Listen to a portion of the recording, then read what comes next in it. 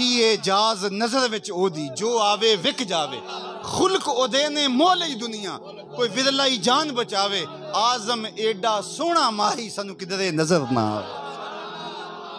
وہ حسن دیا وہ جمال دیا بریلی سے آتی ہوئی آواز بھی سنیں بل بل نے گل ان کو کہا ذرا لہجہ دیکھیے بل بل نے گل ان کو کہا بلبل کی انتہائی پرواز تو پھول ہی ہے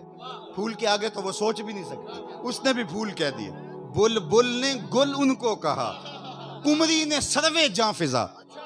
بلبل نے گل ان کو کہا کمری نے سروے جاں فضا حیرت نے جھنجھلا کر کہا یہ بھی نہیں وہ بھی نہیں خورشید تھا کس زور پر خورشید تھا کس زور پر کیا بھڑ کے چمکا تھا کمر بے پردہ جب وہ رخ ہوا یہ بھی نہیں وہ بھی نہیں وہ حسن دیا کل قمر لیلۃ البدر لم ارا قبلہ ولا بعدہ مثلہ کیا پوچھتے ہو 14ویں رات کے چمکتے ہوئے چاند کی طرح تھے حضور یہ حضرت ابو ہریرہ بولے حضرت حسان بن ثابت کہتے ہیں وہ کہتے ہیں لم ارا قبلہ ولا بعدہ مثلہ میں نے حضور جیسا نہ پہلے دیکھا نہ بعد میں دیکھا تو حضرت حسان بولے دیکھتے کیسے کسی ماں نے جنم دیا ہوتا تو دیکھتے خدا نے وہ سچائی پن چھڑیا جدے وچ محمد نو ٹالیا سی حسینہ جمیلہ دا منہ موڑ دیتا محمد بنا کے قلم توڑ دیتا جب یہ خاکے تراشے گئے تھے تو میں نے پورے ملک میں کہا تھا میں نے کہا خاکے تو خاکیوں کے ہوتے ہیں جو پیکر نور اس کے خاکے کون تراشے گا چاند کی طرح منہ کر کے تھوکنے سے اس کی نوری کرنوں کو میلا نہیں کیا جا سکتا تھوکا ہوا تھوکنے والے کے منہ پہ آئے گا مدینے کا چاند کل بھی روشن تھا مدینے کا چاند آج بھی روشن اور رہے گا یوں ہی ان کا چرچا رہے پڑے خاک ہو جائیں جل جانے والے پوری کائنات کے اوپر جتنے قصیدے میرے حضور کے ہو رہے ہیں اللہ اکبر یہ کس کے خاکے تراشی ہے تو یار ان کا تو سایہ بھی نہیں تھا تم خاکے لیے بیٹھے ہو ان کا تو سایہ بھی نہیں تھا یہ کسی اور کے خاکے ہوں گے جب حضور علیہ السلام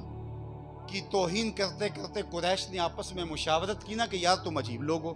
محمد صلی اللہ علیہ وسلم بھی کہتے ہو اور عیب بھی لگاتے ہو تم تو اہل زبان ہو اہل لغت ہو تمہیں تو پتہ ہے کہ محمد کا معنی کیا ہے اور پھر عیب بھی لگاتے ہو ایک کام کرو یا نام لینا چھوڑ دو اور یا پھر توہین کرنی چھوڑ دو محمد اور عیب لگانا یہ بنتا ہی نہیں کوئی کہے کہ پھول سونا نہیں ہوتا کوئی کہے شہد میٹھا نہیں ہوتا کوئی کہے کہ چاند سونا نہیں ہوتا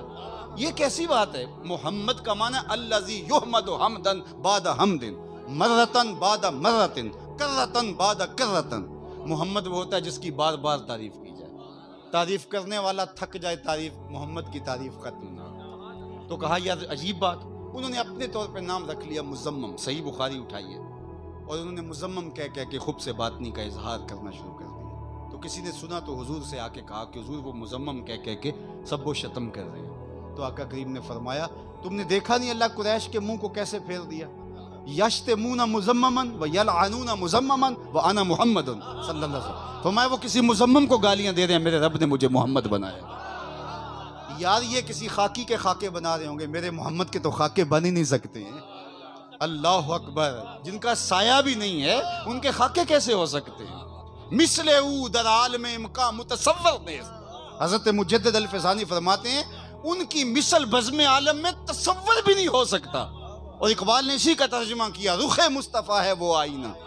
رخ مصطفیٰ ہے وہ آئینہ کہ اب اس سا دوسرا آئینہ نہ کسی کی بزم خیال میں نہ دکان آئینہ ساز اللہ اکبر تو کہا کل قمر لیلۃ البدر لم ارا قبلہ ولا بعدہ مثلہ سنیے کان رسول اللہ صلی اللہ علیہ وسلم ابیض ملیحن مقصدہ یہ 3 لفظ یاد کر لیجئے تو حضور کا حسن متوازن تھا چٹا گورا رنگ تھا حضور کا سرخی مائل اور آقا کریم کا حسن ملی تھا تیسری چیز اقبال نے بیان کی اور اس کے بعد میری گفتگو اپنے اختتام کو پہنچ جائے گی کہ انسان طبعاً کسی شخص کی خوبیوں کو پسند کرتا ہے اور اس کا اس کی طرف میلان ہوتا ہے جس طرح مشاہیر کے ساتھ لوگوں کے قلب کا رب پیدا ہوتا ہے بڑے فلاسفرز ہیں بڑے بڑے جو ہے وہ ادیب ہیں بڑے جو ہے وہ جنہوں نے قوموں کے لیے کچھ کیا تو لوگ جو ہے وہ ان کے لیے دل میں محبت رکھتے ہیں تو یہ ایک انسانی طبع ہے کسی کے اوصاف کسی کے وصف اس کی طرف راغب کرتے ہیں تو اقبال کہتے ہیں کہ اگر آپ چاہیں کہ اپنی نسل کو حضور کی بے لاگ اور بے لوث محبت کا نور ان کے سینے میں انڈیل دیں، تو تیسرا کام آپ کو یہ کرنا پڑے گا کہ حضور کی سیرت ان کے سامنے رکھنی پڑے گی، چونکہ جس طرح میرے حضور کی صورت جیسی صورت کسی کی نہیں، حضور کی سیرت جیسی سیرت بھی کسی کی۔ اللہ اکبر۔ سیرت کے عنوان اگر میں چھیڑوں تو یہ ایک لمبی کہانی ہو جائے گی۔ صرف ایک واقعہ، ایک غیر مسلم نے اسلام قبول کیا کسی زمانے میں، تو جب اسے پوچھا گیا کہ اسلام کی کس قدر نے تجھے متاثر کیا ہے، تو اس نے کہا صرف ایک واقعہ میری ہدایت کا سبب بن گیا۔ سنی اپنے نبی کی شان، ایک واقعہ میری ہدایت کا سبب بن گیا۔ وہ کیا کہا، ایک دن مجلس رسول لگی تھی، ہجوم عاشقاں تھا، کہ ایک شخص نے کہا حضور میرا بیٹا گم ہو گیا اور ایک عرصے سے مل نہیں رہا، آپ دعا کر دیجئے میرا بیٹا مل جائے۔ قبل اس سے کہ حضور کے ہاتھ اٹھتے اور اجابت کے در کھل جاتے، مجلس میں موجود ایک شخص جو پیچھے کھڑا تھا، اس نے کہا حضور میں اس کے بیٹے کو شکل سے جانتا ہوں اور ابھی فلاں باغ کے قریب سے گزر کے آیا ہوں، وہاں بچوں کے ساتھ میں نے اسے کھیلتے ہوئے دیکھا ہے۔ بس بات پوری ہو گئی، اس نے دوڑ لگا دی۔ تو آقا کریم فرمائے صحابی کو بلایا جائے، بلایا گیا، فرمایا بہت جلدی ہے جی حضور، آپ جانتے ہیں کئی دنوں سے بچہ مل نہیں رہا، میں الگ تڑپ رہا ہوں، بچے کی ماں الگ بے چین ہے، تو میں چاہتا ہوں کہ اس بچے کو ملوں اور اس کو جلدی اس کی ماں کی گود تک پہنچاؤں کہ ممتا کی ماری ہوئی ماں کے دل کو قرار ملے۔ ماں تو پھر ماں ہی ہوتی ہے، اولاد کے لیے اس کے سینے میں جو محبتوں کا ایک جہاں آباد ہوتا ہے، اس کی کوئی مثال ہی نہیں ہے۔ اقبال بیرون ملک تھے جب ان کی ماں انتقال کر گئی، تو انہوں نے وہاں ایک مرثیہ لکھا والدہ مرحومہ کی یاد میں، جو آج بھی کلیات میں موجود ہے، تو اس میں انہوں نے ایک جملہ لکھا، ذرا غور کیجیے، آہ وطن میں ہوگا اب کس کو میرا انتظار، آہ وطن میں ہوگا اب کس کو میرا انتظار، کون میرا خط نہ آنے سے رہے گا بے قرار، آرزو لے کر تیری خاک مرکد پہ آؤں گا، اب دعائے نیم شب میں کس کو میں یاد آؤں۔ ہر ایک کو کہنا ہی پڑتا ہے نا جناب دعاؤں میں یاد رکھیے، مولانا صاحب سے بھی کہنا پڑتا، پیر صاحب سے بھی گزارش کرنی پڑتی، اور باقی لوگوں جناب مجھے دعاؤں میں یاد رکھ، حج پہ جا رہے ہو، عمرے پہ جا رہے ہو، ہمیں دعاؤں میں یاد رکھنا۔ لیکن ماں سے کبھی کہنا پڑا کہ ہمیں دعاؤں میں یاد رکھنا؟ ماں ایسے ہی یاد رکھتی ہے، اور پھر ماں جب ہاتھ اٹھا کے دعا مانگتی ہے تو بیٹے کے حصے کی رحمت عرش سے جو ہے وہ کھینچ لاتی ہے، اور لازمی نہیں ہے کہ ماں رابعہ بصریہ ہو تو پھر ہی دعا قبول ہوتی ہے۔ اپلے تھاپتی ہوئی ماں،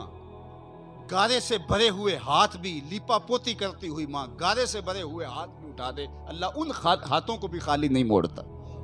ماں کے سینے میں وہ درک اور وہ محبت کا جہاں آباد کر دیا گیا ہے۔ تو کہا حضور اس کی ماں الگ بے چین ہوگی اور میں الگ بے چین ہوں،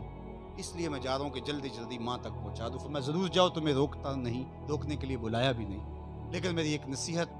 اچھی طرح سے سن لو کہ جب باغ کے کنارے جاؤ، بچوں کے سامنے اپنے بیٹے کو کھیلتا ہوا پاؤ تو اس کو بیٹا بیٹا کہہ کے آواز نہیں دینا، اس کا جو نام رکھا ہے اس نام سے پکارنا اور گھر لے جانا، اور اس کی حضور میرا بیٹا ہے اور کئی دنوں سے بچھڑا ہے، ملے گا تو اس کو بیٹا کہہ کے پکاروں گا، سینے سے چمٹاؤں گا۔ کہا نہیں، وہ تو گھر جا کے کرنا، اس کا جو نام رکھا ہے نام سے پکارنا اور گھر لے جانا۔ عرض کی حضور میرا بیٹا، اس میں حرج بھی کیا ہے؟ فرمایا تم نہیں جانتے، کئی دنوں سے بچھڑے ہو، تمہارے لہجے میں بلا کا اثر ہوگا، تمہاری آنکھوں میں امٹتا پیار میں دیکھ رہا ہوں، لیکن تم نہیں جانتے کھیلنے والوں میں ہو سکتا ہے کوئی یتیم بھی کھیل رہا ہو، اور جب تم اپنے بیٹے کو بیٹا کہہ کے پکارو گے تو پھر یتیم کا دل بھر آئے گا، کاش آج میرا باپ ہوتا تو مجھے بیٹا کہہ کے۔ یہ ہمارے دین نے بتایا۔ بیوہ کے سامنے اپنی بیوی سے ملاطفت کرنے سے منع کر دیا تاکہ بیوہ کا دل بے چین نہ ہو، غریب کے سامنے اپنی دولت کی نمائش کرنے سے روک دیا، بلکہ یہاں تک فرمایا اپنے گوشت کی خوشبو سے غریب ہمسائے کو تکلیف نہ دو، یا تھوڑا پانی زیادہ ڈال لو، شوربے کی پیالی ہمسایوں کے گھر بھیج دو، اور اگر ایسا نہیں کر سکتے تو جو ہے وہ ایسے زاویے میں کھانا پکاؤ کہ اس کی مہک غریب کے گھر تک نہ پہنچے۔ غریب بچے ضد کر بیٹھے، ماں باپ ضد پوری نہ کر پائے، ان بلکتے بچوں کے آنسو کون پوچھے گا؟ وہ کیا کسی نے کہا تھا دوپہر کو سلا دیتی ہے بچوں کو وہ اس ڈر